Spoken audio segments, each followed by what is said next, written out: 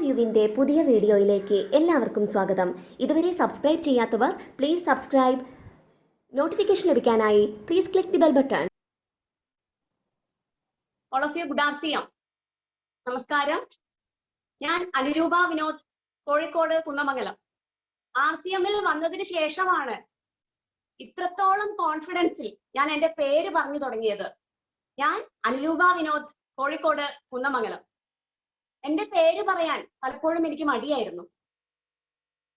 പേര് മോശമായത് കൊണ്ടല്ല, ഞാൻ ജീവിതത്തിൽ ഒന്നും നേടിയിട്ടില്ല എന്നുള്ള തോന്നലാവാം, വിചാരിച്ച ഡ്രീംസ്, വിചാരിച്ച സ്വപ്നങ്ങളൊന്നും നേടിയെടുക്കാൻ എനിക്ക് കഴിഞ്ഞിട്ടില്ല എന്ന തോന്നലാവാം. എന്താണെന്നറിയില്ല, എന്റെ പേര് പറയാൻ എനിക്ക് വളരെയധികം ഒരു ഷെയിം തോന്നുന്ന രീതിയിലുള്ള ഒരു ബിഹേവിയർ ആയിരുന്നു എന്റേത്. ആർസിഎമ്മിൽ വരുന്നത് വരെ. ആർസിഎം എന്നെ മാറ്റിയെടുത്തിരിക്കുന്നു. നിങ്ങളുടെ മുമ്പിൽ ഇപ്പോൾ ഞാൻ ഇരിക്കുന്നത് തീർച്ചയായിട്ടും പഴയ ആളല്ല. ഞാൻ അനുരൂപ വിനോദ്, കോഴിക്കോട് കുന്നമംഗലം, സ്റ്റാർപേൾ.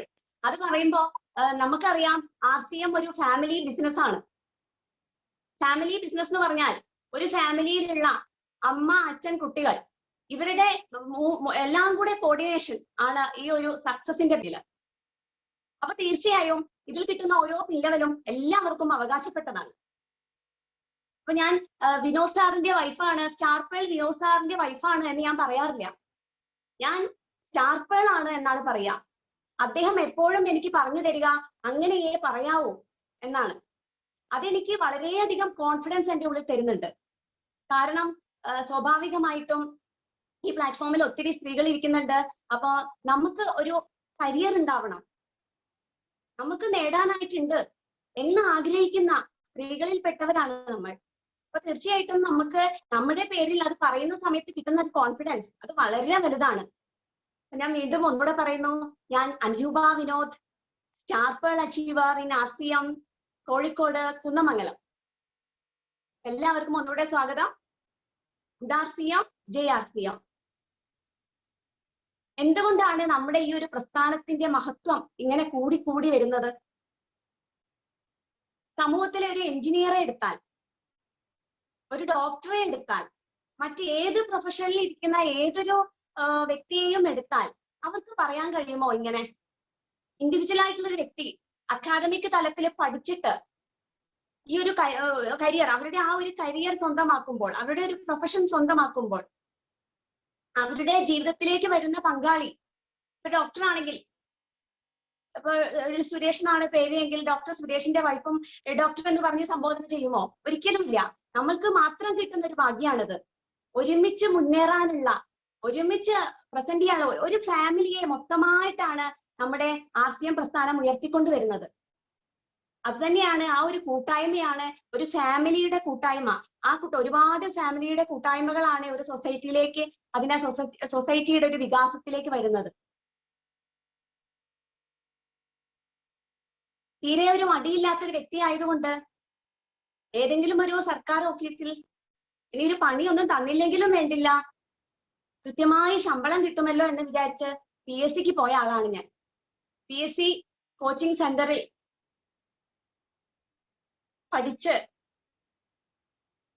വീട്ടുകാര്യങ്ങൾ ഒക്കെ മറന്ന് ഇന്ത്യയെ പഠിച്ച്, കേരളത്തെ പഠിച്ച്, കേരളത്തിലെ 14 ജില്ലകളെയും പഠിച്ച്, എന്റെ അമ്മയുടെ ബർത്ത്ഡേ ചോദിച്ചാൽ എനിക്കറിയില്ല, കുണ്ടല വിളംബരം നടന്ന വർഷം ഏതാണെന്ന് ചോദിച്ചാൽ ഞാൻ ചാടിപ്പറയും, ജാലിയൻ വാലാബാഗ് നടന്ന വർഷം ഏതാണെന്ന് ചോദിച്ചാൽ ഞാൻ ചാടിപ്പറയും. അത്രയ്ക്ക് വീട്ടിലുള്ള കാര്യങ്ങളെല്ലാം മറന്ന് PSC പോയി. അതാണ് ഏറ്റവും വലുത് ലൈഫിൽ, അതാണ് എന്ന് ഞാൻ വിശ്വസിച്ചു എന്നുള്ളതാണ്. അങ്ങനെ ഒത്തിരി വർഷങ്ങൾ ഞാൻ നശിപ്പിച്ചു എന്ന് പറയുന്നതാണ് വാസ്തവം. എത്രയോ മുമ്പേ വരാമായിരുന്നു എന്ന് പലപ്പോഴും തോന്നിയിട്ടുണ്ട്. ഹസ്ബൻഡാണ് തീർച്ചയായിട്ടും ആർസിഎമ്മിന്റെ അനന്ത സാധ്യതകൾ മനസ്സിലാക്കി ഇതിലേക്ക് വന്നത്. നിരുത്സാഹപ്പെടുത്തിയിട്ടില്ലെങ്കിലും ഹസ്ബൻഡ് എന്തോ ഒരു പെർമനൻസി ഇല്ലാത്ത എന്തോ കാര്യം ചെയ്യുന്നു, ഞാനൊരു പെർമനൻസി ഉള്ള ഒരു കാര്യം ചെയ്യുന്നു, ഞാൻ ഗവൺമെന്റ് ജോലി നേടിക്കഴിഞ്ഞാൽ എന്റെ ലൈഫ് സേഫ് ആവും, അപ്പൊ അദ്ദേഹം എന്നോട് പറയും നീ പോയത് നന്നായി എന്ന് എന്നോട് പറയും എന്നുള്ള ആ ഒരു മെന്റാലിറ്റിയോട് കൂടി, ആ ഒരു ഈഗോയോട് കൂടി, ഈഗോ മീൻസ് അഹംഭാവത്തോടു കൂടി നടന്ന ഒരു വ്യക്തിയായിരുന്നു ഞാൻ. അതിലൊന്നും ഒരു കാര്യവുമില്ല എന്ന് RCM എന്ന മഹാപ്രസ്ഥാനം എന്നെ പഠിപ്പിച്ചു. PSCക്ക് പോകുമ്പോ പക്ഷെ സ്വന്തം കാലിൽ നിൽക്കുക എന്നുള്ളത് എൻ്റെ ഒരു വലിയൊരു ആഗ്രഹമായിരുന്നു. അതായത് ഏതൊരു സ്ത്രീയും പോലെ അതൊരു കുറ്റമല്ല, അല്ലെ? നമ്മൾ സ്ത്രീകളുടെ ആ ഒരു ആഗ്രഹം ഒരു കുറ്റമല്ല. സ്വന്തമായിട്ട് എന്തെങ്കിലും വരുമാനം ഉണ്ടാക്കണം, ഹസ്ബൻഡിനെ സഹായിക്കണം, നമ്മുടെ സ്വന്തം പേഴ്സിൽ നിന്നും പൈസ എടുത്തു കൊടുക്കണം, മക്കൾക്ക് ആവശ്യമുള്ളത് വാങ്ങിച്ചു കൊടുക്കണം, അങ്ങനെയൊക്കെയുള്ള ഒരു ഇഷ്ടം എൻ്റെ സ്വകാര്യ ഒരു ഡ്രീമായിട്ട് എപ്പോഴും എൻ്റെ മനസ്സിലുണ്ടായിരുന്നു. അപ്പൊ ഞാൻ പറയും, ഞാൻ ജോലി വാങ്ങിയിട്ട് സാലറി ഒക്കെ കിട്ടുമ്പോ പറഞ്ഞുതരാം, ഒക്കെ പറയും ഞാൻ. പക്ഷെ അതൊക്കെ കഴിഞ്ഞ് RCM ഈ PSC കോച്ച്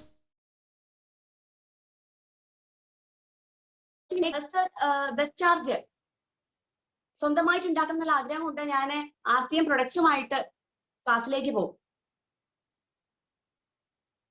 കേവിഗോ പേസ്റ്റ്, ഓൾറൗണ്ടർ, പപ്പടം, ചായ മസാല, ജാസ്മിൻ സോപ്പ്, അങ്ങനെ വേണ്ട ഒരുവിധം സാധനങ്ങൾ ബാഗിൽ കൊള്ളുന്നതൊക്കെ ബുക്കിന്റെ കൂടെ ഞാൻ എടുത്തിട്ട് പോയിട്ടുണ്ട്. പക്ഷെ ഒന്നും അറിയില്ലായിരുന്നു, RCM എന്താണെന്ന് എനിക്ക് അറിയില്ലായിരുന്നു. അതിന്റെ മുകളിലുള്ള MRP, എനിക്ക് ആ ഒരു DPയും MRP തമ്മിലുള്ള ഡിഫറൻസിൽ എനിക്കൊരു പ്രോഫിറ്റ് അവിടെ കിട്ടും. ഹസ്ബൻഡിന് കിട്ടിയത് DPക്കാണ്, ഞാനത് MRPക്ക് കൊടുത്താൽ എനിക്ക് സ്വന്തമായിട്ടൊരു വരുമാനം ഞാൻ ഉണ്ടാക്കുന്നുള്ള ആ ഒരു ലക്ഷ്യം മാത്രമായിട്ടാണ് ഞാൻ പ്രൊഡക്റ്റ് കൊണ്ടുപോയിരുന്നത് ക്ലാസ്സിലേക്ക്. പക്ഷെ അവിടെ പോയുമ്പോൾ അവഹേളനങ്ങളാണ്. കാരണം എല്ലാവരും ഉദ്യോഗാർത്ഥികളാണ്, ഉദ്യോഗം ആഗ്രഹിച്ച് വന്നിരിക്കുന്ന ആളുകളാണ്. ഞാൻ ഉപ്പും മുളകും ചായപ്പൊടിയും ഒക്കെ വെക്കാൻ വേണ്ടി ചെല്ലുമ്പോൾ ഞാൻ അവിടെ അപഹാസ്യമാവുന്നത് ഞാൻ തിരിച്ചറിയണ്ടായി. നാണം കെട്ടു, കരഞ്ഞിട്ട് ക്ലാസ്സിൽ നിന്ന് ഇറങ്ങി പോന്നിട്ടുണ്ട്, ആരും കണ്ടിട്ടില്ല. ഞാൻ വീട്ടിൽ വന്ന് പറഞ്ഞു, ഇനി ഞാൻ ഈ പ്രൊഡക്റ്റ് ഒന്നും ഞാൻ കൊണ്ടുപോയില്ല, പോയിട്ട് ആകെ നാണം കെട്ടു, പഠിക്കാനും കൂടെ ശ്രദ്ധ ഇല്ലാതെ എന്നൊക്കെ പറഞ്ഞിട്ട് ഒരുപാട് കച്ചറുണ്ടാക്കിയിട്ടുണ്ട് വീട്ടിൽ നിന്ന്. പൈസ ചോദിക്കുന്ന സമയത്ത് നിനക്ക് എന്തൊക്കെയോ ലാഭം ഉണ്ടായ പ്രൊഡക്റ്റ് അല്ലേ, അപ്പൊ ഇത്രയൊന്നും വേണ്ടല്ലോ എന്നുള്ള രീതിയിൽ പൈസ ഒന്നും പകുതിയൊക്കെ തരുമായിരുന്നുള്ളൂ. പിന്നെ ഭയങ്കര കളിയാക്കലുകൾ നമുക്ക് എപ്പോഴും ഒരു അരോചകമാണല്ലോ. ഇതിന്റെ അനന്ത സാധ്യതകൾ കഴിഞ്ഞിട്ടാണ് അതെല്ലാം എന്നിൽ നിന്ന് മാറിയത്. പക്ഷെ ആ ഒരു തിരിഞ്ഞുനോട്ടം, ഞാൻ എൻ്റെ ആ ഒരു അനുഭവം നിങ്ങളുമായിട്ട് ഷെയർ ചെയ്യാണ്. അത് കൂടാതെ പിന്നീട് ഞാൻ കൂടുതലായിട്ട് RCMനെ അറിയാൻ തുടങ്ങിയപ്പോ,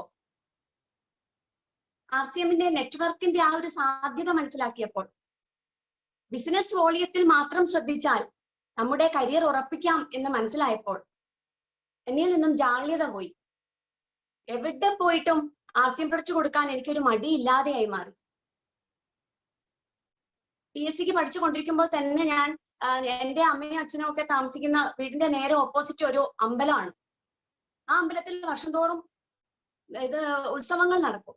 അപ്പൊ ഉത്സവം നടക്കുമ്പോ ഞാൻ ഞങ്ങളുടെ വീടിന്റെ മുമ്പിലുള്ള ഭാഗത്ത് ഒരുപാട് നാട്ടിൽ നിന്നും ഒരുപാട് ജില്ലകളിൽ നിന്നും ഒക്കെ ഈ ഉത്സവം അറിഞ്ഞ ആളുകൾ കച്ചവടത്തിനായിട്ട് വരും.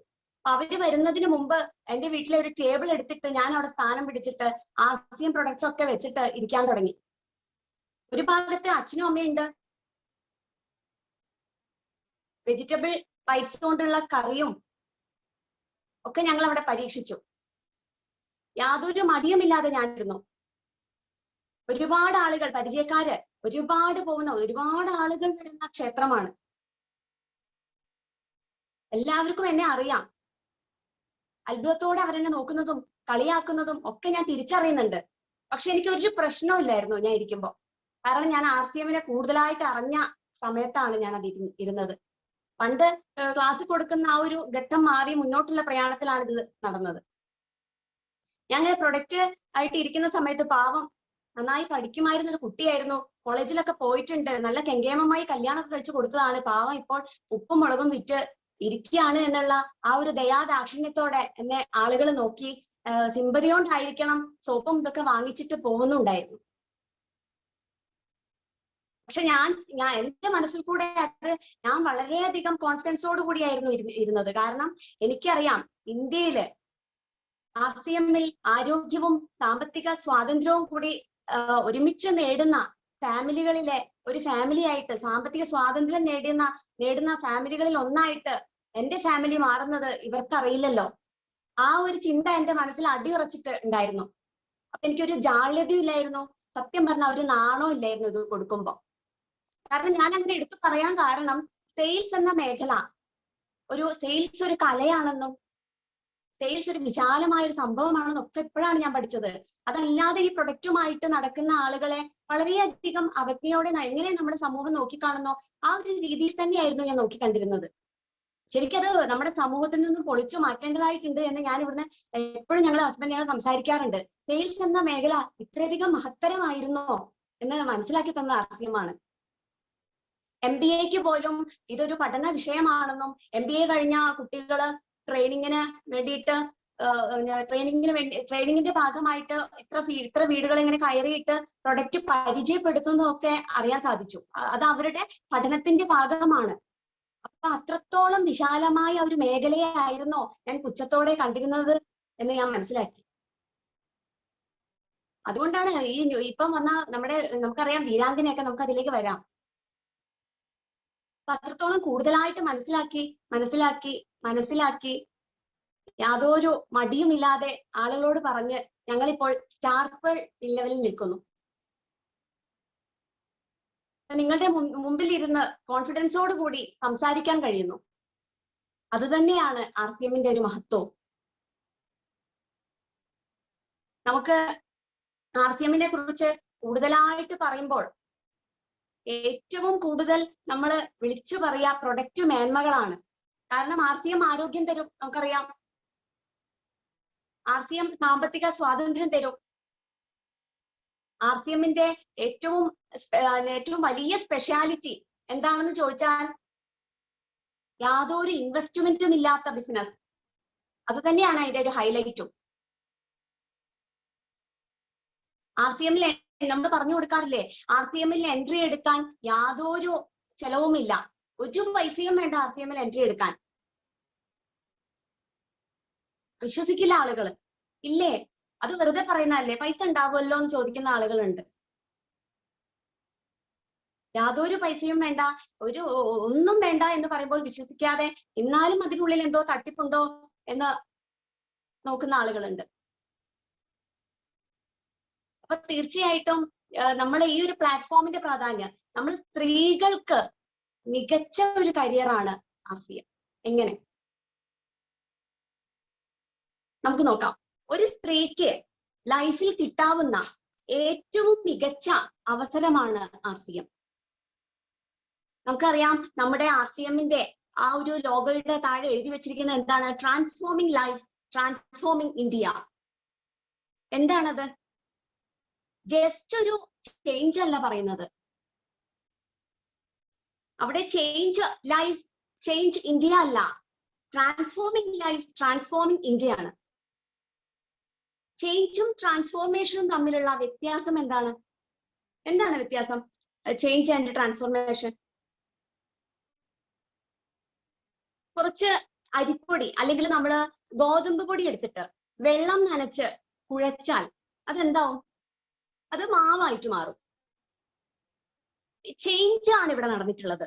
അതായത് ഗോതമ്പ് പൊടി അഥവാ അരിപ്പൊടി മാവിന്റെ രൂപത്തിലേക്ക് ചേഞ്ച് ആയി.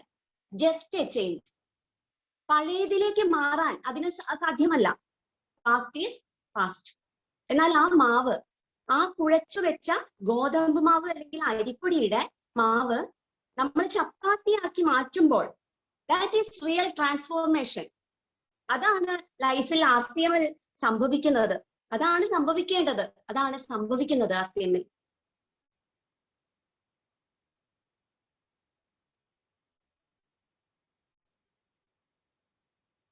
ഗ്രേറ്റ് പ്രസ്ഥാനമല്ലേ? അപ്പോ എത്രത്തോളം മഹത്വമായ വേർഡ്സ് ആണത്. ജസ്റ്റ് ചേഞ്ച്, ചേഞ്ചിന്റെ കാലഘട്ടം കഴിഞ്ഞിരിക്കുന്നു എന്നാണ് നമ്മളെ ന്യൂ ജനറേഷൻ പഠിപ്പിക്കുന്നത്. ഇപ്പോ ട്രാൻസ്ഫോർമേഷൻ ആണ് നടക്കേണ്ടത്. നമുക്കറിയാം, ഒരു സ്ത്രീയെ സംബന്ധിച്ച് പറയുകയാണെങ്കിൽ അവൾ കടന്നു വരുന്നത് നിരവധി അവസ്ഥാന്തരങ്ങളിലൂടെയാണ്. ശൈശവം, കൗമാരം, യൗവനം, വാർദ്ധക്യം, ഇതെല്ലാം പുരുഷന്റെ ലൈഫിലും ഉണ്ട്. എന്നാൽ പുരുഷൻ നേരിടാത്ത പലതരം അവസ്ഥാന്തരങ്ങൾ സ്ത്രീയുടേത് മാത്രമായിട്ടുണ്ട്. ഇൻഫാൻസി പീരീഡ് എന്നൊക്കെ പറഞ്ഞിട്ട് അതിന്റെ നമ്മൾക്ക് വയസ്സ് നോക്കിയിട്ട് നമുക്ക് പറയാൻ പറ്റും. പക്ഷെ ഈ ഒരു സ്റ്റേജസ്, ഒരു സ്ത്രീയുടെ സ്റ്റേജസ് മാത്രം നമ്മൾ എടുത്ത് പരിശോധിക്കുകയാണെങ്കിൽ നമുക്ക് ലൈഫ് സ്റ്റേജസ് ഡിവൈഡ് ചെയ്തിട്ട് 1 by 1 ആയിട്ട് നോക്കിയാൽ ഇൻഫാൻസിയിൽ വെച്ചിട്ട് നോക്കാം. ഇൻഫാൻസി എന്ന് പറഞ്ഞാൽ ഒരു കുട്ടി ജനിക്കുന്നു, അതിന്റെ 12 മാസം വരെ, അതായത് 1 year, ഒരു വയസ്സാകുന്നത് വരെ ഇൻഫാൻസി പീരീഡ്. നെക്സ്റ്റ് ഉള്ള ആ ഒരു ഘട്ടം എന്ന് പറഞ്ഞാൽ ഒരു സ്ത്രീയെ സംബന്ധിച്ച് വളരെയധികം നമ്മൾ മനസ്സിലാക്കേണ്ട ഒരു ഘട്ടമാണ് പ്യൂബർട്ടി.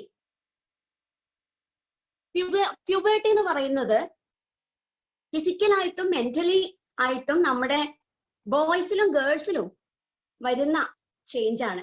അത് സ്ത്രീയെ സംബന്ധിച്ച് അത് ഡിഫറെന്റ് ആണ്. അതായത് എഫക്ട്സ് ബോയിനേക്കാളും ഗേൾസിൽ അത് ഡിഫറെന്റ് ആയിട്ടുള്ള ചേഞ്ച് ആണ് ഈ ഒരു പ്യൂബർട്ടി പീരീഡ് എന്ന് പറഞ്ഞാൽ. ഈ ഒരു പ്രായത്തില് അതായത് പ്യൂബർട്ടി എന്ന് പറഞ്ഞ ആ പ്രായം ഗേൾസിന്റെ 10 വയസ്സ് മുതൽ 14 വയസ്സ് വരെയുള്ള ഈ ഒരു പ്രായത്തിലുള്ള ഈ പ്രായത്തിൽ മക്കളുള്ള എല്ലാ അമ്മമാരും വളരെയധികം ഫേസ് ചെയ്യുന്ന പ്രോബ്ലങ്ങൾ എല്ലാം സെയിം ആയിരിക്കും.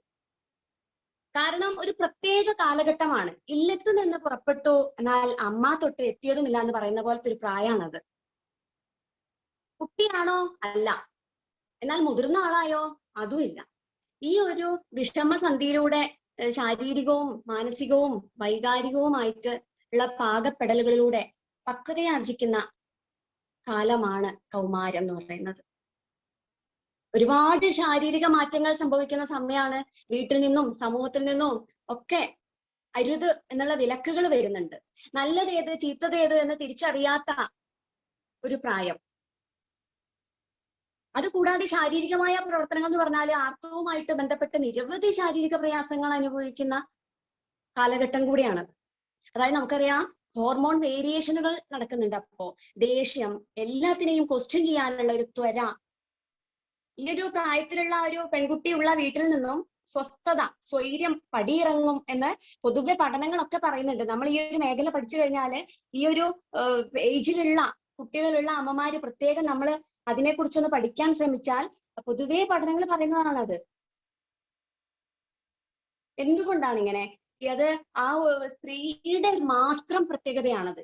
അത് കാരണം ആ സമയത്ത് അവളുടെ ഫിസിക്കലി മെന്റലി ആ ഒരു ചേഞ്ചസ് അത് കഴിഞ്ഞോ റീപ്രൊഡക്റ്റീവ് ഏജിലെത്തിയാലുള്ള സ്ഥിതിയോ? ഇത്തരത്തിൽ ഉള്ള മാനസിക പ്രയാസങ്ങളൊക്കെ കഴിഞ്ഞ് ശാരീരിക മാറ്റങ്ങളിലൂടെ ഒക്കെ കടന്നു വരുന്ന ഒരു സ്ത്രീ യൗവനത്തിൽ എത്തുമ്പോൾ, വിവാഹമൊക്കെ കഴിഞ്ഞ് ഗർഭധാരണം നടക്കുമ്പോൾ, അവളൊരു അമ്മയാകാൻ തുടങ്ങുമ്പോൾ അതിനോടനുബന്ധിച്ചുള്ള മാനസിക വ്യാപാരങ്ങൾ, പുരുഷനിൽ നിന്നും വിഭിന്നമായിട്ട് ഒരുപാട് കാര്യങ്ങൾ സ്ത്രീ അഭിമുഖീകരിക്കേണ്ടി വരുന്നുണ്ട്. അത് കഴിഞ്ഞോ?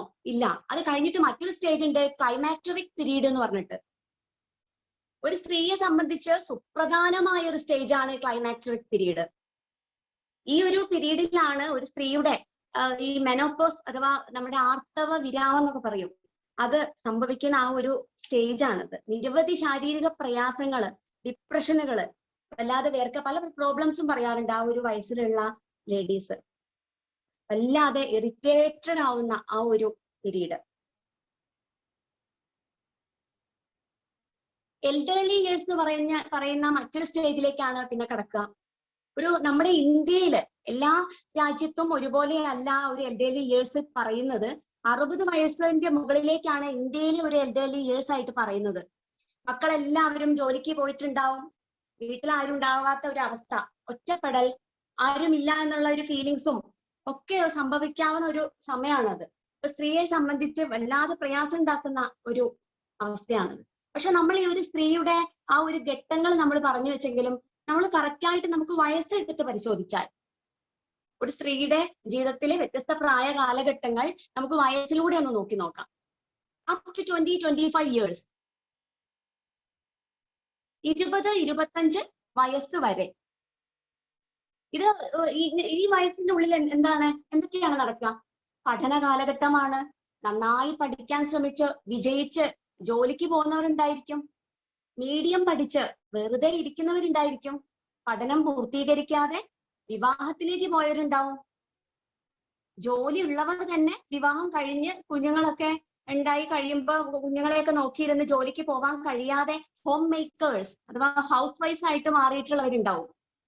എന്തായാലും ഒരു സുപ്രധാനമായ നമ്മുടെ അവസ്ഥകളൊക്കെ, പ്രധാനമായ സംഭവങ്ങളൊക്കെ നടക്കുന്ന ഒരു കാലഘട്ടമാണ് ഈ ഏജ് എന്ന് പറഞ്ഞാൽ. ശൈശവം മുതല് യൗവനം വരെയുള്ള ഒരു കാലഘട്ടം. നമ്മൾ ഈ ഒരു ഏജില് സംഭവിക്കുന്ന കാര്യങ്ങൾ പിന്നീട് നമുക്ക് ചിന്തിച്ചു കഴിഞ്ഞാൽ നമുക്ക് എന്താ പറയാ, ഒക്കെ തിരിച്ചു കിട്ടുമോ? ഒന്നുമില്ല. ഈ 20 വയസ്സ് ജീവിതത്തിൽ നിർണായകമായ ഒരു കാലഘട്ടമാണ്. ഇപ്പൊ രണ്ടാമത് വന്നിരിക്കുന്നതും 35-40 വയസ്സിന്റെ ഉള്ളിൽ എന്തൊക്കെയാണ് ജീവിതത്തിൽ നിർണായകമായ ഒരു കാലഘട്ടം എന്നൊക്കെ പറയാം.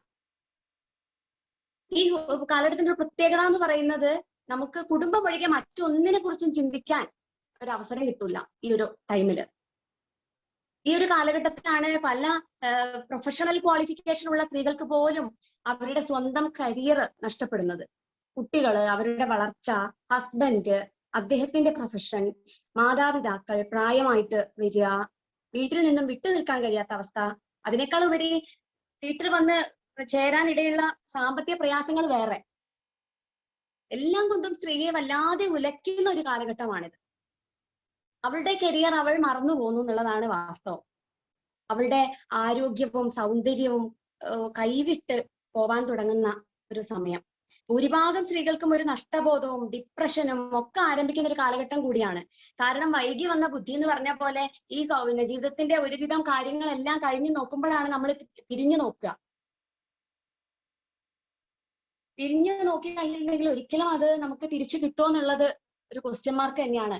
എബോവ് 40 years ആയാലോ, 40 വയസ്സിന് മുകളിലേക്കുള്ള ആളുകളെ കുറിച്ച്, സ്ത്രീകളെ കുറിച്ച് പ്രത്യേകിച്ച് ചിന്തിച്ചു നോക്കിയാൽ 40 വയസ്സിന് ശേഷമുള്ള ഒരു കാലഘട്ടം എന്ന് പറയുന്നത് കുട്ടികള് മുതിർന്നു തുടങ്ങിയിട്ടുണ്ടാവും.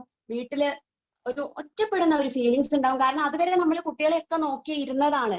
കുട്ടികളൊക്കെ പഠിച്ചു, ഒന്നില്ലെങ്കിൽ ജോലിയായി, അല്ലെങ്കിൽ വിവാഹം കഴിഞ്ഞ് പോകുന്നു, അല്ലെങ്കിൽ എന്തെങ്കിലും പഠിക്കാൻ ദൂരെ എവിടെയെങ്കിലും പോകുന്നു. പിന്നെ നമ്മൾക്ക് പ്രത്യേകിച്ച് പണിയൊന്നുമില്ല വീട്ടില്. നമ്മൾ ആകെ ഒറ്റപ്പെട്ട പോലെ സ്വന്തം ശരീരത്തെ കുറിച്ചൊക്കെ അപ്പോഴാണ് നമ്മൾ ചിന്തിച്ചു തുടങ്ങുക. ഇതുവരെ ആ ഒരു പ്രാരാബ്ദങ്ങൾക്കിടയിൽ നമ്മൾ ശരീരം നോക്കിയില്ലല്ലോ, ആരോഗ്യം നോക്കിയില്ലല്ലോ, സൗന്ദര്യം ഒക്കെ പോയോ, അല്ലെ, മുടിയൊക്കെ എത്ര ഉണ്ടായിരുന്നതാ ഒക്കെ പോയി, ഈ കോലത്തിലായി മാറി. സങ്കടം വരും. കഴിഞ്ഞ യൗവനത്തെ കുറിച്ച് ആലോചിക്കുമ്പോൾ നമുക്ക് സങ്കടം വരും. ആരോഗ്യത്തെ കുറിച്ചൊക്കെ ആലോചിച്ചിട്ട് അയ്യോ പണ്ടൊക്കെ എനിക്ക് ഇത്ര വേദനയൊന്നും ഇല്ലായിരുന്നു, കാലൊക്കെ തുള്ളിച്ചാടി നടക്കായിരുന്നു, എത്രത്തോളം മുടി ഉണ്ടായിരുന്നതാ, പണ്ടൊക്കെ നല്ല സിനിമാ നടി പോലെ ഉണ്ടായിരുന്നു എന്ന് പറയായിരുന്നു. ഇപ്പൊ എന്താ ഒരു കോലായത്? ആകെ ഡിപ്രഷൻ വരാൻ ഇനി വേറെ ഒന്നും വേണ്ട. പിന്നെയോ കരിയറിനെ കുറിച്ചിട്ടുള്ള കരിയർ നഷ്ടപ്പെട്ടു പോയതിലുള്ള ആ ഒരു വേദന. നഷ്ടപ്പെട്ട കാലഘട്ടം ഒരിക്കലും തിരിച്ചു വരില്ല എന്നുള്ള യാഥാർത്ഥ്യം അവളെ, ആ സ്ത്രീയെ സംബന്ധിച്ച് ഡിപ്രസ്ഡ് ആക്കുന്നുള്ളത് 100%. എന്തെങ്കിലും ചെയ്ത് ജീവിതത്തിൽ മാറ്റം വരുത്തണമെന്ന് ചിന്തിക്കുന്നവരുണ്ടാകും ഈ കൂട്ടത്തില്. നമ്മൾ ഈ പറഞ്ഞ കൂട്ടത്തില് എന്തെങ്കിലും ചെയ്ത് ജീവിതത്തിൽ മാറ്റം വരുത്തണം എന്ന് ചിന്തിക്കുന്നവരുണ്ടാവും. അതുകൂടാതെ അതല്ലാതെ അത് മാറ്റിവെച്ചാൽ, അങ്ങനെയുള്ള ആളുകളെ മാറ്റിവെച്ച് കഴിഞ്ഞിട്ട് ബാക്കിയുള്ളവരെടുത്താലോ നിരാശയിൽ കഴിയുന്നവരുണ്ടാവും ചിന്തിച്ചിട്ട്. പക്ഷെ ഉയർത്തെഴുന്നേൽക്കണം എന്ന് വിചാരിക്കുന്ന ഒരു സ്ത്രീ ഒരു ജോലിക്ക് പോയാൽ ഇതിനെല്ലാം ഒരു മാറ്റം വരും എന്ന് ചിന്തിച്ചു തുടങ്ങുന്ന ഒരു സമയമാണ് ഈ ഒരു കാലഘട്ടം. എന്തുകൊണ്ടാണ് ഇങ്ങനെയൊക്കെ സംഭവിക്കുമ്പോൾ, ജീവിതത്തിൽ ഇത്രയും പ്രയാസങ്ങൾ നേരിട്ടപ്പോ ആ ഒരു സ്ത്രീയുടെ വേദന എത്രത്തോളം ആയിരിക്കും? ഇനി ഇവിടുന്ന് അങ്ങോട്ട് അവൾക്ക് തിരിച്ചു പിടിക്കാൻ കഴിയുമോ? തീർച്ചയായിട്ടും തിരിച്ചു പിടിക്കാൻ സാധിക്കും എന്നുള്ളതാണ്. ആ ഒരു സ്ത്രീ എന്താണ് ഒരു എനിക്ക് ജോലിക്ക് പോയാൽ ശരിയാവുമായിരിക്കും, എനിക്ക് സ്വന്തമായിട്ട് വരുമാനം ഉണ്ടാകുമല്ലോ, ഒരു മാറ്റമൊക്കെ വരുത്തണം, പൈസയൊക്കെ കിട്ടി തുടങ്ങിയാൽ സൗന്ദര്യത്തിലൊരു മാറ്റം വരുത്തണം, ആരോഗ്യത്തിലൊരു മാറ്റം വരുത്തണം, എല്ലാം തിരിച്ചു പിടിക്കണം എന്നുള്ള ലക്ഷ്യമായിരിക്കാം അതിനുള്ളൊരു പ്രചോദനം എന്ന് പറയുന്നത്, ജോലിക്ക് പോകാനുള്ള ടെൻഡൻസി വരുന്നത്. വരുമാനമാണ് മെയിൻ. വരുമാനം ഉള്ളവരോ വീട്ടിലിരിക്കാൻ വയ്യ, ഒരു കരിയർ ഉറപ്പിക്കണം എന്നുള്ള ആ ഒരു ചിന്തയാകാം. പക്ഷെ ആ ഒരു വയസ്സിൽ ഒരു കരിയർ ഉറപ്പിക്കുക എന്നൊക്കെ പറഞ്ഞാൽ പ്രയാസമാണ്. എന്തെങ്കിലും ഒരു ജോലിക്ക് പോകാനേ പറ്റുള്ളൂ. പണത്തിനു വേണ്ടി പോകുന്നവർ, അതായത് വീട്ടിൽ സാമ്പത്തിക ബുദ്ധിമുട്ടാണ്, കുട്ടികളുടെ പഠന കാര്യങ്ങൾക്ക് കൊടുക്കാൻ പൈസ ഇല്ല കയ്യില്. ഹസ്ബൻഡിന്റെ പണം ഒന്നിനും തികയുന്നില്ല, അദ്ദേഹത്തെ സഹായിച്ചേ പറ്റൂ, കുടുംബം മുന്നോട്ട് പോയേ പറ്റൂ എന്ന് കരുതി പണം ഉദ്ദേശിച്ചു മാത്രം, ഞാൻ നേരത്തെ പറഞ്ഞ ആരോഗ്യവും സൗന്ദര്യവും ഒന്നും ചിന്തിക്കുന്നില്ല അവര്, അത്തരക്കാര്. പൈസ കിട്ടിയിട്ട് കുടുംബം അവനവനെ ചിന്തിക്കാതെ പണത്തിന് വേണ്ടി മാത്രം ജോലിക്ക് പോകണമെന്ന് വിചാരിക്കുന്നു. ഇനി പണമുള്ളവരാകട്ടെ ഒരു പേര് വേണം, അല്ലെ? ഒരു പഠിച്ച വ്യക്തിയൊക്കെ ആണെങ്കിൽ രണ്ടാമത് എല്ലാം ഒന്ന് പൊടി തട്ടിയെടുത്ത് ഏതെങ്കിലും ഒരു സ്കൂളിലോ ഒരു ടീച്ചർ വേക്കൻസി ഉണ്ടെങ്കിൽ അവിടെ കയറണം, ഒരു പേരൊക്കെ വേണം എന്ന് ആഗ്രഹിക്കുന്നവർ, പദവി ആഗ്രഹിക്കുന്നവർ, ഇങ്ങനെ പോയാൽ ഒരു പദവി ഏതൊരു വ്യക്തിയും ആഗ്രഹിക്കുന്നതാണ് പദവി. ഇതിലെന്ത് പ്രശസ്തി, അല്ലെ? പേര്, പദവി, പ്രശസ്തി, ഇതൊക്കെ ഒരു സ്ത്രീ ആഗ്രഹിക്കുന്ന കാര്യങ്ങളാണ്. അപ്പൊ ഇതിൽ ഏതാണ് ജോലിയിൽ നിന്നും ഇവിടെ ഇരിക്കുന്ന നമ്മൾ പ്രതീക്ഷിച്ചത് എന്ന് സ്വയം ചിന്തിക്കുക. പണത്തിന് വേണ്ടിയാണോ? ഒരു പേരിനും പദവിക്കും പ്രശസ്തിക്കും വേണ്ടിയാണോ? അല്ലെങ്കിൽ എല്ലാമാണോ നമ്മൾ ആഗ്രഹിക്കുന്നത്? എന്തുകൊണ്ടാണ് why is a career so important for women? ഏതൊരു സ്ത്രീയെ സംബന്ധിച്ചും സ്വന്തമായി ഒരു വരുമാനം ഉണ്ടാക്കുക എന്നത് ഒരു സ്വപ്നം തന്നെയാണ്. മറ്റുള്ള ആളുകളെ ആശ്രയിക്കാതെ വരുമാനം ഉണ്ടാക്കി സ്വന്തം കാലിൽ നിൽക്കുക, ആ ഒരു ചിന്ത സത്യം പറഞ്ഞാൽ അതൊരു കുറ്റമേ അല്ല, അതൊരു കുറ്റമല്ല സത്യം പറഞ്ഞ. അങ്ങനെ ചിന്തിക്കണം. അല്ലാതെ വീട്ടിൽ ഒതുങ്ങി കഴിയുന്ന സ്ത്രീകൾക്ക് സ്വപ്നങ്ങൾ ഉണ്ടാവില്ല. ഇങ്ങനെ ചിന്തിക്കുന്ന സ്ത്രീകൾക്ക് മാത്രമേ സ്വപ്നങ്ങൾ ഉണ്ടാവുള്ളൂ. ഹസ്ബൻഡ് ഒരുപാട് സമ്പാദിക്കുന്നുണ്ടാവാം ഒരു പക്ഷേ, അതുകൊണ്ട് ആ പൈസ കൊണ്ട് നന്നായി അടിച്ചു പൊളിച്ച് വീട്ടിലിരുന്നാൽ മതി എന്ന് ആഗ്രഹിക്കുന്ന ഒരു സ്ത്രീയെ സംബന്ധിച്ച് ഒരു ഒതുങ്ങിയ ചിന്താഗതിയാണെന്നാണ് എൻ്റെ ഒരു അഭിപ്രായം. ഹസ്ബൻഡ് ഒത്തിരി സമ്പാദിക്കുന്നുണ്ടാവും, എന്നാലും സ്വന്തമായി നമുക്കൊരു കരിയർ വേണം എന്നുള്ള ഒരു ചിന്ത ഒരു സ്ത്രീയുടെ ഒരു പുരോഗമനപരമായ ഒരു ചിന്തയാണ്. നമ്മൾ ജോബിനെ കുറിച്ച് പറഞ്ഞു, ഞാൻ കരിയറിനെ കുറിച്ചും എടുത്തു പറയണ്ടായി. എന്താണ് ഈ ജോബും കരിയറും തമ്മിലുള്ള ആ ഒരു വ്യത്യാസം എന്താണ്? നമ്മള് ജോബ് എന്ന വാക്കിന്റെ മീനിങ്സ് പരിശോധിച്ചാൽ ജോബ് ജോലി എന്ന ഒരു അർത്ഥം മാത്രമല്ല ആ വാക്കിനുള്ളത്. ക്ലേശകരമായ എന്നൊരു വാക്കിന്റെ എന്നൊരു അർത്ഥം കൂടെ ആ ഒരു ജോബിനുണ്ട്. ക്ലേശകരമായ, സത്യം പറഞ്ഞാൽ ക്ലേശകരം തന്നെയാണ് ഒരു ജോലി ചെയ്യാന്ന് പറഞ്ഞാല്. ദിവസവും മടുപ്പിക്കുന്ന ഒരേ ജോലി ചെയ്യാന്ന് പറയുന്നത് ക്ലേശകരമായ ഒരു കാര്യം തന്നെയാണ്. ജോബിന്റെ മറ്റൊരു മീനിങ് ആണ് ക്ഷമാശീലൻ. തീർച്ചയായിട്ടും ക്ഷമ വേണം. ബോസിന്റെ ചീത്ത കേൾക്കേണ്ടി വരും, ക്ഷമിച്ചു നിന്നിട്ടില്ലെങ്കിൽ ജോലി പോവും. അപ്പൊ നമ്മൾ ക്ഷമിച്ചേ പറ്റൂ. അതാണ് ജോബിന്റെ ഒരു പ്രത്യേകത. എന്നാൽ കരിയറോ? ഈ പറഞ്ഞ ജോബ് എന്ന വാക്കിന്റെ അർത്ഥം പോലെ തന്നെ കരിയറിനും ഉണ്ട് മീനിങ്സ് ഉണ്ട്. കാലഗതി എന്ന അർത്ഥമുണ്ട് കരിയറിന്. കുതിച്ച് ഓടുക എന്ന അർത്ഥമുണ്ട് കരിയറിന്. ജീവിതചര്യ എന്ന അർത്ഥമുണ്ട് കരിയറിന്. ജീവാവസ്ഥ എന്നുള്ള അർത്ഥമുണ്ട് കരിയറിന്. ജീവൻ തുടിക്കുന്ന അർത്ഥമുണ്ട് കരിയറിന്. കരിയറും ജോബും ആനയും ഉറുമ്പും പോലെ വ്യത്യസ്തമാണ്. A job is a trip, but career is a journey. ലളിതമായിട്ട് പറഞ്ഞാല് ശമ്പളം ലഭിക്കുക എന്ന ഉദ്ദേശത്തോടെ ചെയ്യുന്ന ഒരു ഉദ്യോഗമാണ് ജോബ്. ഒന്നുകൂടെ ചുരുക്കിയാൽ ജസ്റ്റ് ഒബേ ദി ബോസ്. എന്നാൽ കരിയർ ഒരു വ്യക്തിയുടെ സമ്പൂർണമായ വികാസമാണ്. അതായത് ഒരു വ്യക്തിയുടെ ലക്ഷ്യങ്ങളും സ്വപ്നങ്ങളും തീരുമാനങ്ങളും എല്ലാം ഇതിൽ പ്രതിഫലിക്കും. ഒരു സംരംഭകയാവുക എന്നത് എല്ലാവരുടെയും ഒരു സ്വപ്നമല്ലേ? അതായത് കരിയർ എന്നുള്ളതും ജോബ് എന്നുള്ളതും തമ്മിലുള്ള ഒരു വ്യത്യാസം നമുക്കിപ്പോ വ്യക്തമായിട്ടുണ്ടാവും. എത്രയോ ഉന്നതമായ ഒരു വാക്കാണ് കരിയർ. അപ്പൊ നമ്മൾ സ്ത്രീകളെ സംബന്ധിച്ച് നമ്മളൊരു കരിയർ ഉറപ്പിക്കണം എന്ന് ജീവിതത്തിൽ തീരുമാനിക്കുമ്പോൾ ഏതാണ് സേഫ് ആയിട്ടുള്ള ഒരു കരിയർ ഏതാണ് എന്ന് നമ്മൾ മനസ്സോട് ചിന്തിക്കും. നമുക്കറിയാം, ഇപ്പോൾ സമൂഹത്തിലേക്ക് നോക്കിക്കഴിഞ്ഞാൽ ന്യൂ ജനറേഷൻ അമ്മമാര് ഒക്കെ പല വീടുകളിലും ഇപ്പൊ പരിപാടി കേക്ക് ഉണ്ടാക്കുകയാണ്. പുതിയ പുതിയ കരിയറുകളിലേക്കുള്ള യാത്ര. അത് വെറുതെ സ്നാക്സ് ഉണ്ടാക്കല്ല, നൂതനമായ ആശയങ്ങളാണ്. ഓൺലൈൻ ബിസിനസ് ആണ്. കേക്ക് ഉണ്ടാക്കുന്നു, ഈ പിക്ചറിൽ കാണുന്ന പോലെ ഉണ്ണിയപ്പം ഉണ്ടാക്കുന്നു, അച്ചാറുകൾ ഉണ്ടാക്കുന്നു വീട്ടിൽ നിന്ന്. അത് ഈ പറഞ്ഞ മൂന്നും നമ്മള് ഒരു ഫാമിലിയിലെ ആളുകള് സ്വന്തമായിട്ട് പൈസ മുടക്കി ഇതിന്റെ ഇൻഗ്രീഡിയൻസ് വാങ്ങിക്കാൻ സ്വന്തം പണം മുടക്കി ഉണ്ടാക്കി. അത് പരാജയപ്പെടുമോ എന്നറിയില്ല. അതിന്റെ മിക്സിങ് കറക്റ്റ് ആയില്ലെങ്കിൽ അതെല്ലാം നഷ്ടപ്പെടും. എല്ലാം ഉണ്ടാക്കി കഴിഞ്ഞാലും അത് കറക്റ്റ് വിറ്റ് തീർക്കാൻ പറ്റുമോ എന്നറിയില്ല. നല്ല എഫേർട്ട് ഉണ്ട്. യാതൊരു പെർമനൻസിയും അതിലില്ല. ഇന്ന് അധ്വാനിക്കുമ്പോൾ നമുക്ക് ഇന്ന് പണം കിട്ടുമായിരിക്കാം.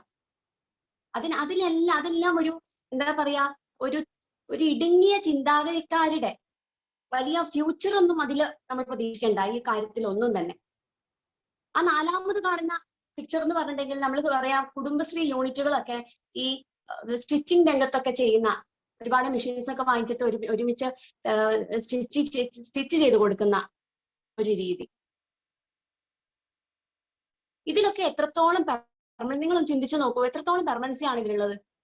ഇത്രയും കഷ്ടപ്പെട്ട് ഇത്രയും എഫേർട്ട് ഇട്ടിട്ട് ഇതിൽ നിന്ന് കിട്ടുക എന്താണ്? ഇതിലുള്ള ആ ഒരു അധ്വാനം, ഇതിന്ന് നമുക്ക് അധ്വാനിക്കാൻ വയ്യ എന്ന് വെച്ചാൽ അതിനൊന്നും കിട്ടൂല അതിന്റെ അർത്ഥം. കാരണം ഇന്ന് ചെയ്തതിന് നാളെ കിട്ടുന്നൊന്നും പ്രതീക്ഷിക്കാനില്ല. ചെയ്താൽ കിട്ടും, അത്ര തന്നെ. യാതൊരു പെർമനൻസി ഇതിലില്ല.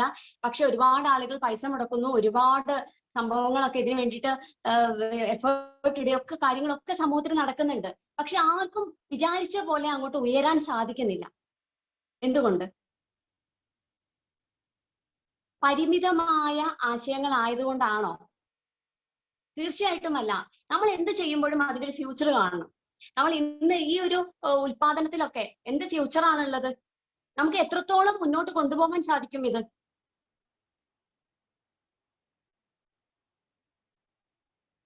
നേരത്തെ ഞാൻ പറഞ്ഞു, നമ്മള് സേഫ് ആയിട്ടുള്ള, അതായത് സുരക്ഷിതമായിട്ടുള്ള ഒരു കരിയർ ആഗ്രഹിക്കുന്ന ഒരു സ്ത്രീക്ക് എന്തൊക്കെയാണ് ഒരു വെല്ലുവിളി എന്ന് പറയുന്നത് നമുക്ക് നോക്കാം. അതായത് ഇപ്പൊ ഞാൻ നേരത്തെ കാണിച്ച ഈ സ്ലൈഡ് പോലെ ഒരുപാട് സംരംഭം തുടങ്ങാൻ വേണ്ടിയിട്ട് ആളുകൾ ആഗ്രഹിക്കുന്നുണ്ട്, സ്ത്രീകൾ ആഗ്രഹിക്കുന്നുണ്ട്. പക്ഷെ എന്തുകൊണ്ടാണ് സംരംഭകരാകാൻ മടിക്കുന്നത്? What are the barriers to build a new career? ഒരുപാട് കാരണങ്ങളുണ്ട് അതിൽ. ഫസ്റ്റ് വൺ, എനിക്ക് കഴിവ് കുറവാണ് എന്നുള്ളൊരു ചിന്ത. കഴിവ് മീൻസ് ഇവിടെ പറയുന്ന ആ കഴിവ് എന്ന് ഉദ്ദേശിക്കുന്നത് എബിലിറ്റിയാണ്. അങ്ങനെ ഒരു സംരംഭകയാകാനുള്ള ഒരു തന്റേടമൊന്നും എനിക്കില്ല എന്നുള്ള ആ ഒരു തോന്നൽ. എനിക്ക് വിദ്യാഭ്യാസം കുറവാണെന്നുള്ള തോന്നൽ. +2 വരെയാണ് പഠിച്ചത്, അല്ലെങ്കിൽ പ്രീ ഡിഗ്രി വരെയാണ് പഠിച്ചതെങ്കിൽ എനിക്ക് ഡിഗ്രി ഇല്ല, സമൂഹത്തിൽ എല്ലാവർക്കും ഡിഗ്രി ഉണ്ട്, എനിക്ക് വിദ്യാഭ്യാസം കുറവായതുകൊണ്ട് ആളുകളുമായി മിങ്കിൾ ചെയ്യാനൊക്കെ പ്രയാസമായിരിക്കും എന്നുള്ള ആ ഒരു ഉൾവലിയൽ. ഡിഗ്രി ഉള്ള ആളുകളോ, എനിക്ക് PG ഇല്ല. ഇപ്പൊ എല്ലാവർക്കും PG ഉണ്ട്. അക്കാദമിക് ആയിട്ടുള്ള ആ ഒരു വിദ്യാഭ്യാസം ഇല്ലാത്തത് കൊണ്ട് പലരും മാറി നിൽക്കുകയാണ്, ആഗ്രഹം ഉള്ളിൽ ഒതുക്കിയിട്ട്. സംരംഭകരാകാൻ എല്ലാവർക്കും ആഗ്രഹമുണ്ട്. പിന്നെ എന്തൊക്കെയാണ് അതിന്റെ ബാരിയേഴ്സ്? പണം ഒരു തടസ്സം തന്നെയാണ്. എനിക്ക് പണമില്ല, എന്റെ വീട്ടിൽ പൈസ ഇല്ല, എനിക്കൊരു സംരംഭം തുടങ്ങണമെന്നുണ്ട്, പക്ഷെ എങ്ങനെ? ആര് പണം മുടക്കാനാണ്? എനിക്ക് ഈ ജന്മത്തിൽ അതൊന്നും നടക്കില്ല എന്ന് നിരാശരാവുന്നവർ. ആരും പിന്തുണയ്ക്കാനില്ല. ഇങ്ങനെ ഒരു ആശയം ഭാര്യയുടെ മനസ്സിൽ ഉദിച്ചാൽ ഭർത്താവിനോട് പറയുന്നു, എനിക്ക് ഇങ്ങനെ ഒരു സംരംഭം തുടങ്ങണമെന്ന് ആഗ്രഹമുണ്ട്, ഹസ്ബൻഡ് സപ്പോർട്ട് ചെയ്യുന്നില്ല, ബന്ധുക്കൾ സപ്പോർട്ട് ചെയ്യുന്നില്ല, ഫ്രണ്ട്സ് സപ്പോർട്ട് ചെയ്യുന്നില്ല, പിന്നെ എങ്ങനെ ഞാനിത് തുടങ്ങും എന്ന് വിചാരിച്ച് മടിച്ചു നിൽക്കുന്നവർ. ആളുകൾ കളിയാക്കും. ഇത് വലിയൊരു പോയിന്റ് ആണ്. നമ്മൾ എന്ത് ചെയ്യുമ്പോഴും ആളുകൾ കളിയാക്കും എന്നുള്ള ആ ഒരു പേടി കൊണ്ടാണ് ആരും രംഗത്തേക്ക് വരാത്തത്. ഞങ്ങൾ പരാജയപ്പെടുമോ, അവര് കളിയാക്കില്ലേ, ഇവര് കളിയാക്കില്ലേ എന്നുള്ള ഒരു തോന്നൽ. ഇത്രയും കാര്യങ്ങൾ സ്ത്രീകൾ സംരംഭകരാവാൻ മടിക്കുന്നതിന്റെ പിന്നിലുണ്ട് എന്നുള്ളത് പച്ചയായ യാഥാർത്ഥ്യം തന്നെയാണ്.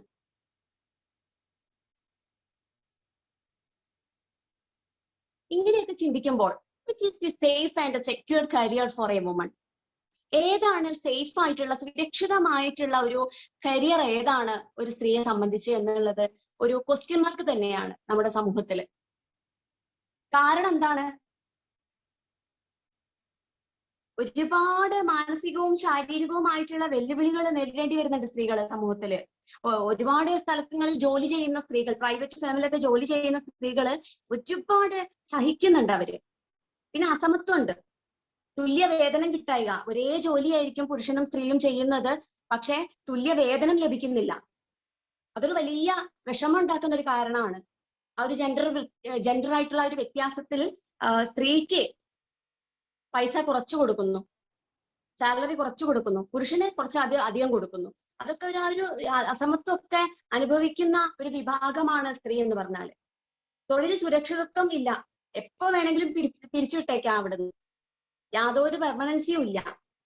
ചൂഷണങ്ങൾ നിരവധി, വഴക്ക് പറയുക, ശാരീരികവും മാനസികമായിട്ടുള്ള ചൂഷണങ്ങൾ വേറെ. ആരെയും വിശ്വസിക്കാൻ പറ്റാത്തൊരവസ്ഥയാണ് സ്ത്രീയെ സംബന്ധിച്ച്. കൂടെ ജോലി ചെയ്യുന്ന ആളുകളോട് പോലും വിശ്വാസത്തോടെ പെരുമാറാൻ സ്ത്രീക്ക് സാധിക്കുന്നില്ല എന്നുള്ളത് ഒരു പരമാർത്ഥമായ ഒരു കാര്യം തന്നെയാണ്. പലരുടെയും അനുഭവ കഥകൾ നമ്മുടെ സമൂഹത്തിൽ നമ്മൾ പത്രം വായിക്കുമ്പോഴൊക്കെ കാണുന്നതാണ്. അപ്പൊ പല അനുഭവ കഥകളും നമ്മളെ പഠിപ്പിക്കുന്നതാണ് ഭയമാണ് സ്ത്രീക്ക്. ഇത്രയും കാര്യങ്ങൾ നമ്മളിവിടെ പറഞ്ഞു. എന്നാൽ യാതൊരു പേടിയുമില്ലാതെ, യാതൊരു വിവേചനവുമില്ലാതെ, മറ്റൊരു സ്ഥലത്തും കിട്ടാത്ത അംഗീകാരങ്ങളും സുരക്ഷിതത്വവും സാമ്പത്തികവും ആരോഗ്യവും കുടുംബവും സ്നേഹവും എല്ലാം ലഭിക്കുന്ന ഒരു കരിയർ ഉണ്ട് ഇന്ത്യയിൽ. ശരിക്കും നമുക്ക് നെഞ്ചിൽ കൈവച്ച് പറയാം, RCM business, the safe and secured career four A woman. യാതൊരു സംശയവുമില്ല, ഈ പറഞ്ഞ പ്രയാസങ്ങളൊന്നും തന്നെ ഇല്ലാത്തൊരു പ്രസ്ഥാനമാണ് RCM.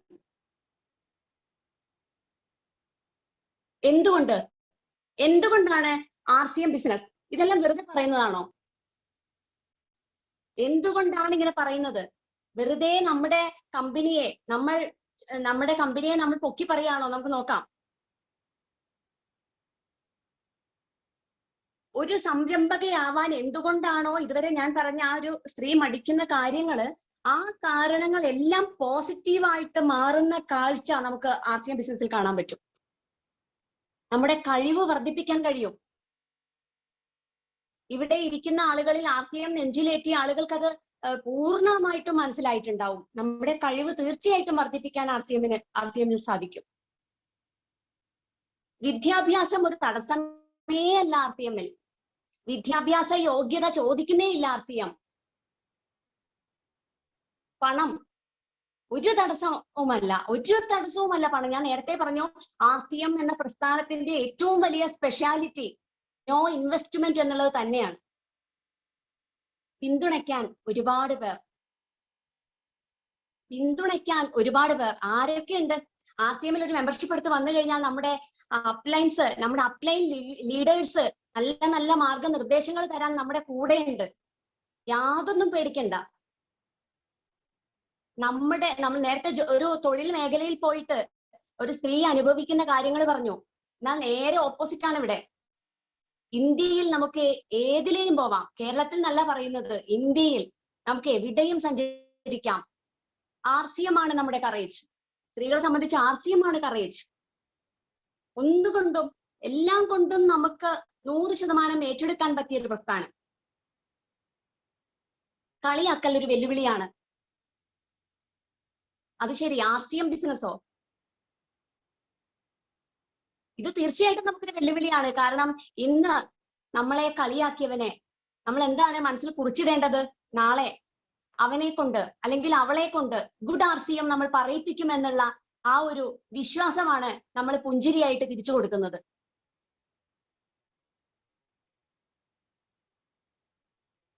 അപ്പൊ നേരത്തെ ഞാൻ പറഞ്ഞ കാര്യങ്ങളുടെ പോസിറ്റീവായിട്ടുള്ള പോയിന്റ്സ് ആണ് ഇവിടെ ഉള്ളത്. കഴിവ്, വിദ്യാഭ്യാസം, പണം, പിന്തുണയ്ക്കാൻ ഒരുപാട് ആളുകൾ, കളിയാക്കൽ ഒരു വെല്ലുവിളിയാണെന്നുള്ള ഈ ഒരു പോയിന്റ്സ് മാത്രം മതി നമുക്ക് RCM-ൽ വിജയിക്കാൻ. ഇത് വലിയൊരു പോയിന്റ്സ് തന്നെയാണ്. നമ്മൾ സാധാരണ ആളുകളോട് വെറുതെ പറയാണോന്ന് ആളുകൾ സംശയിച്ച് ചോദിക്കാറില്ലേ? പക്ഷെ ഇതിൽ ഇരിക്കുന്ന ആളുകൾക്ക് ഇപ്പൊ വ്യക്തമായിട്ടുണ്ടാവും നമ്മൾ ഏത് പ്രസ്ഥാനത്തിലാണ് നമ്മൾ എത്തിച്ചേർന്നിരിക്കുന്നത് എന്നുള്ള. RCM വിജയിക്കണമെങ്കിൽ നമ്മൾ ചില കാര്യങ്ങളിൽ ഫോക്കസ് ചെയ്യേണ്ടതായിട്ടുണ്ട്. ഇനി അത് ഏതാണെന്നും കൂടെ നമ്മൾ പഠിച്ചു കഴിഞ്ഞാൽ നമ്മൾ 100% വിജയികളായി. ഏതൊക്കെയാണെന്ന് നമുക്ക് നോക്കാം. നമുക്കറിയാം, ഗോൾ ആയിരിക്കും തീർച്ചയായിട്ടും ഫസ്റ്റ്. നമ്മുടെ എയിം, നമ്മുടെ ലക്ഷ്യം. ശരിക്കും ഞാൻ പറയുന്നു, പുരുഷനേക്കാൾ കൂടുതൽ ലക്ഷ്യബോധം ഉണ്ടാവുക സ്ത്രീകൾക്ക് തന്നെയാണ്. കാരണം ഞാനൊരു സ്ത്രീയാണ്. നമ്മള് നേടേണ്ടതായ ചില ലക്ഷ്യങ്ങളിൽ നമ്മളുടെ മനസ്സ് ഊന്നിയാല് നമ്മളത് നേടുക തന്നെ ചെയ്യുമെന്ന് 100%. അല്ലാതെ ഇല്ലാവചനങ്ങൾ മാത്രമായിട്ട് പറയാ, അയ്യോ അയ്യോ അയ്യോ, ഫുൾ ഡിപ്രഷൻ, നെഗറ്റീവ്സ് മാത്രമായിട്ട് പറഞ്ഞിട്ട് ഇരിക്കുന്ന സ്ത്രീയോട് നിങ്ങൾക്ക് എന്താണ് നിങ്ങളുടെ ലക്ഷ്യം എന്ന് ചോദിച്ചാൽ അവർക്ക് പറയാനുണ്ടാവില്ല. ലക്ഷ്യബോധമുള്ള ഒരു സ്ത്രീ ഒരിക്കലും നെഗറ്റീവ് പറയില്ല. പിന്നെ നമ്മൾ എന്തിലാണ് ഫോക്കസ് ചെയ്യേണ്ടത്? തീർച്ചയായിട്ടും RCM സിസ്റ്റത്തിൽ ഫോക്കസ് ചെയ്യണം. RCM സിസ്റ്റം എന്ന് പറഞ്ഞിട്ടുണ്ടെങ്കിൽ 21 സ്റ്റെപ്പുകൾ ഉണ്ട്. അതിൽ മെയിൻ ആയിട്ട് നമ്മൾ 6 ബേസിക് സ്റ്റെപ്സ് അത് തീർച്ചയായിട്ടും നമ്മൾ ഫോളോ ചെയ്തിരിക്കണം. 8 കോർ സ്റ്റെപ്സ് വേറെ ഉണ്ട്, 7 കർദിനാൾ റൂൾസ് വേറെ ഉണ്ട്. അതൊക്കെ മാറ്റി അവിടെ നിൽക്കട്ടെ. നമുക്ക് 6 ബേസിക് സ്റ്റെപ്സ് എന്തൊക്കെയാന്ന് നോക്കാം. Use and share the product. 100% നമ്മൾ RCM പ്രൊഡക്റ്റ് യൂസ് ചെയ്യുക, ഷെയർ ചെയ്യുക, നമ്മൾ സെയിൽ ചെയ്യുക, കൊടുക്കുക ആളുകൾക്ക്. നമ്മൾ ഉപയോഗിച്ചതിന്റെ ഗുണം പറഞ്ഞു കൊടുക്കുക. 100% നമ്മൾ ഉപയോഗിച്ച് കഴിയുമ്പോൾ നമുക്കത് നമ്മുടെ ഹൃദയത്തിൽ നിന്ന് വരും. ആളുകൾ 2 കൈ നീട്ടി സ്വീകരിക്കും. Second point, make a list of the prospects and dreams. നമ്മൾ പറയാൻ ഉദ്ദേശിക്കുന്ന ആളുകളുടെ ഒരു ലിസ്റ്റ് ഉണ്ടാക്കണം. അത് മാത്രം പോരാ, നമ്മളുടെ സ്വപ്നങ്ങൾ നമ്മൾ എഴുതി വെക്കണം. അപ്പോഴാണ് ആ ലിസ്റ്റിന്റെ വലിപ്പം കൂടുക. ആ എഴുതുന്ന ലിസ്റ്റുകൾക്ക് ഒരു ഉറപ്പുണ്ടാവുക. നമ്മുടെ സ്വപ്നങ്ങളാണ് നമ്മളെ നയിക്കുക. വെറുതെ ലിസ്റ്റ് എഴുതി വെച്ചാൽ മാത്രം പോരാ. 3-ാമത്തെ പോയിന്റ്സ് ആണ് കോണ്ടാക്ട്. അവരെ കോണ്ടാക്ട് ചെയ്യണം. നമ്മുടെ മീറ്റിംഗിലേക്ക് അവരെ ഇൻവൈറ്റ് ചെയ്യണം. നമ്മുടെ 4-ാമത്തെ പോയിന്റ് ആണ് നമ്മുടെ പ്ലാൻ കാണിച്ചു കൊടുക്കുക, ഷോ ദി പ്ലാൻ. 5-ാമത്തെ പോയിന്റ് ആണ് ഫോളോ അപ്പ്. ഫോളോ അപ്പ് എന്നുള്ള ആ ഒരു വാക്ക്, അതിന് വളരെയധികം പ്രാധാന്യമുണ്ട്. നമ്മൾ ഒരാളെ RCM മെമ്പർഷിപ്പ് എടുപ്പിച്ചിട്ട് ഉള്ള ഫോളോ അപ്പും, അതല്ലാതെ നമ്മൾ RCM ഒരു ബേസ് പറഞ്ഞു കൊടുത്തിട്ടും ഉള്ള ഫോളോ അപ്പ്, ഒരു പ്രൊഡക്റ്റ് നമ്മൾ സമൂഹത്തിൽ ഒരു വ്യക്തിക്ക് കൊടുത്തു കഴിഞ്ഞിട്ടുണ്ടെങ്കിൽ അതിനോടനുബന്ധിച്ചുള്ള ഫോളോ അപ്പിന് വലിയ പ്രാധാന്യമുണ്ട്. Last one, startup joining. Join ചെയ്യിപ്പിച്ചു കഴിഞ്ഞാലോ നമ്മൾ എന്താണോ 6 ബേസിക് സ്റ്റെപ്സിൽ ചെയ്തത്, use the product, make a list, write a dreams, contact, invite meeting, show the plan, follow up അല്ലെ നമ്മൾ ചെയ്തത്, അത് തന്നെ നമ്മൾ ഡ്യൂപ്ലിക്കേറ്റ് ചെയ്യുന്നു. ഡ്യൂപ്ലിക്കേഷൻ പഠിപ്പിക്കുന്നു അവരെ. ഡ്യൂപ്ലിക്കേഷൻ. നമ്മൾ ചെയ്തത് അവരെ കൊണ്ട് ചെയ്യിപ്പിക്കുമ്പോൾ അത് തന്നെ അവരും ചെയ്യുമ്പോൾ നമ്മൾ സക്സസിലേക്ക് എത്തുന്നു. 6 ബേസിക് സ്റ്റെപ്സ് എന്നുള്ളത് വളരെയധികം ഇമ്പോർട്ടന്റ് ആണ്. RCM സിസ്റ്റം പഠിക്കുക എന്നുള്ളത് നമ്മൾ ഫോക്കസ് ചെയ്യേണ്ട കാര്യങ്ങളിൽ ഇമ്പോർട്ടന്റ് തന്നെയാണ്. നെക്സ്റ്റ് സെയിൽസ് ആണ്. സെയിൽസിന്റെ ആ ഒരു മഹാത്മ്യം ഞാൻ തുടക്കത്തിൽ പറഞ്ഞു. ഡയമണ്ട് ക്ലബ് ചെയ്തിരിക്കണം. ഓരോ മാസവും 10-ാം തീയതിക്കുള്ളിൽ 5000 ബിസിനസ് വോളിയം, 10-ാം തീയതിക്കുള്ളിൽ 5000 ബിസിനസ് വോളിയം ചെയ്താൽ ഡയമണ്ട് ക്ലബ് ആയി. ഒരു മാസത്തിനുള്ളിൽ 25,000 ബിസിനസ് വോളിയം ചെയ്താൽ സ്റ്റാർ ഡയമണ്ട് ക്ലബ് ആയി. ഇതെല്ലാം നിർബന്ധമായിട്ടും നമ്മൾ ഫോളോ ചെയ്യേണ്ട കാര്യങ്ങളാണ്. മസ്റ്റായിട്ടുമുള്ള മറ്റൊരു D ആണ് ഡിസ്പ്ലേ വാൾ സ്റ്റാർട്ട് ചെയ്യുക എന്നുള്ളത്. ഈ 3 ഡികളും നമ്മൾ ടീമിലേക്ക് ഡ്യൂപ്ലിക്കേറ്റ് ചെയ്തുകൊണ്ടേയിരിക്കുക എല്ലാവരോടും. Diamond club, star diamond club, display wall. Duplication. ഇതിലൂടെ സെയിൽസ് നടക്കും. കാരണം 25,000 ബിസിനസ് വോളിയം ആക്കുന്ന ഒരു വ്യക്തിയെ സംബന്ധിച്ച് ആ ഒരു മാസത്തിൽ ആ മൊത്തം പ്രൊഡക്റ്റും അവർക്ക് വേണ്ട, നിർബന്ധമായും നമുക്ക് മറ്റുള്ളവർക്ക് കൂടെ കൊടുക്കാം. സെയിൽസ് സത്യം പറഞ്ഞാൽ നല്ലൊരു കലയാണ്. ഞാൻ തുടക്കത്തിൽ പറഞ്ഞിരുന്നു സെയിൽസിന്റെ ആ ഒരു മഹത്വം. പിന്നെ നമ്മളെ സ്ത്രീകളെ സംബന്ധിച്ച് ഏറ്റവും വലിയ ഒരു കാര്യം എന്താണ്? വീരാംഗന ക്ലബ്ബ്. 2 മാസത്തിന്റെ ഉള്ളിൽ 20,000 ബിസിനസ് വോളിയം, അല്ലെങ്കിൽ നമ്മൾ 30 വുമൺ വീതം 2 മാസം. ഇത് നിർബന്ധമായിട്ടും നമ്മൾ ചെയ്യാ, നമ്മളെ സ്ത്രീകളെ, നമ്മുടെ ടീമിലുള്ള സ്ത്രീകളോട് പറഞ്ഞു കൊടുക്കുക. ശരിക്കും വീരാംഗന ക്ലബ്ബ് എന്ന് ഉള്ളതുകൊണ്ട് എന്താണ് ഉദ്ദേശിക്കുന്നത്? ഒരു സ്ത്രീയുടെ സമ്പൂർണമായിട്ടുള്ള ട്രാൻസ്ഫോർമേഷൻ ആണ് അവിടെ നടക്കുന്നത്. സ്ത്രീകളെ ലീഡർഷിപ്പിലേക്ക് വളർത്തുന്ന, അതായത് സാമ്പത്തികമായി ഉയർത്തുന്ന ഒരു പ്രൊജക്റ്റാണ് വീരാംഗന. ശരിക്കും നമ്മളത് മാക്സിമം ഉപയോഗപ്പെടുത്തണം, വീരാംഗന ക്ലബ്ബ് എന്നുള്ള സംഭവം.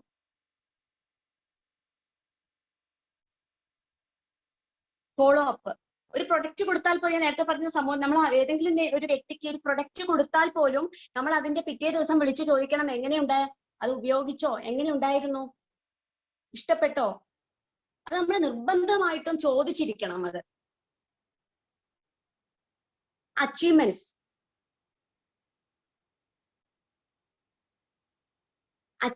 അച്ചീവേഴ്സിനെ ക്രിയേറ്റ് ചെയ്തുകൊണ്ടിരിക്കുക. അത് നമ്മൾ വ്യക്തിപരമായിട്ടും ടീമിലുള്ളവരോടും അച്ചീവ്മെന്റുകൾ ക്രിയേറ്റ് ചെയ്തുകൊണ്ടേയിരിക്കണം നമ്മൾ. അപ്പോഴാണ് നമ്മൾ സക്സസിൽ എത്തുക. ഓരോ മാസവും അച്ചീവേഴ്സ് ഇങ്ങനെ എന്താ പറയാ, ഇങ്ങനെ പൊട്ടിക്കൊണ്ടിരിക്കണം നമ്മുടെ ടീമിൽ. റിലേഷൻഷിപ്സ്, ബന്ധങ്ങൾക്ക് ഏറ്റവും അധികം വാല്യൂ കൊടുക്കുന്ന ഒരു പ്രസ്ഥാനത്തിലാണ് നമ്മളിപ്പോ നിൽക്കുന്നത്. Relationships with up lines, down lines, cross lines. ഇപ്പൊ ഈ മീറ്റിംഗിൽ ഇരിക്കുന്ന, ഈ ഒരു സെഷനിൽ ഇരിക്കുന്ന, എനിക്ക് തോന്നുന്നു പകുതി ആളുകളും എന്റെ ക്രോസ് ലൈൻസ് ആയിരിക്കും. പക്ഷെ നമ്മൾ തമ്മില് എന്താ പറയാ, ഒരു കുടുംബം പോലെയാണ്. നമ്മളിപ്പോ നമ്മളിപ്പോ ഇങ്ങനെ ഇരുന്ന് സംസാരിക്കുമ്പോൾ നമ്മളിവിടെ അപ്പ് ലൈൻസ് ഇല്ല, ഡൗൺ ലൈൻസ് ഇല്ല, ക്രോസ് ലൈൻസും ഇല്ല. നമ്മൾ ഒരു RCM ഫാമിലി, ഒരു RCM എന്ന തറവാട്ടിലാണ് നമ്മൾ ഇരിക്കുന്നത്. നമ്മളെല്ലാവരും ഈ ഒരു RCM എന്ന തറവാട്ടിലാണ് ഇരിക്കുന്നത്. ഇന്ന് RCM എന്ന ഒരു 3 അക്ഷരത്തെ കുറിച്ച് കേൾക്കണം എന്ന് വിചാരിച്ചിട്ട് ആരെങ്കിലും ഈ ഒരു സെഷനിൽ വന്നിട്ട് ഇരിക്കുന്നുണ്ടെങ്കിൽ, പുതിയതായിട്ട് ആരെങ്കിലും വന്ന് ഇരിക്കുന്നുണ്ടെങ്കിൽ, അവരാണ് അതിഥി ദേവോ ഭവ എന്ന് പറയുന്നത്. അവരാണ് നമ്മുടെ ഗസ്റ്റ്. അവരെയും നമ്മൾ സ്നേഹിക്കുന്നു, അവരെയും നമ്മൾ വളരെയധികം സ്നേഹത്തോടെ നമ്മുടെ ഫാമിലിയിലേക്ക് വെൽക്കം ചെയ്യുന്നു. അപ്പോ ചുരുക്കി പറഞ്ഞാൽ RCM എന്ന നന്മ നമ്മളുടെ ജീവിതം മഹത്തരമാക്കും എന്നുള്ളതിൽ യാതൊരു സംശയവും ഇല്ലാത്ത കാര്യം തന്നെയാണ്. Today four A better future. നല്ലൊരു നാളേക്ക് വേണ്ടിയിട്ട് എല്ലാവരും ഇന്ന് തന്നെ അത് ചെയ്ത് തുടങ്ങണം.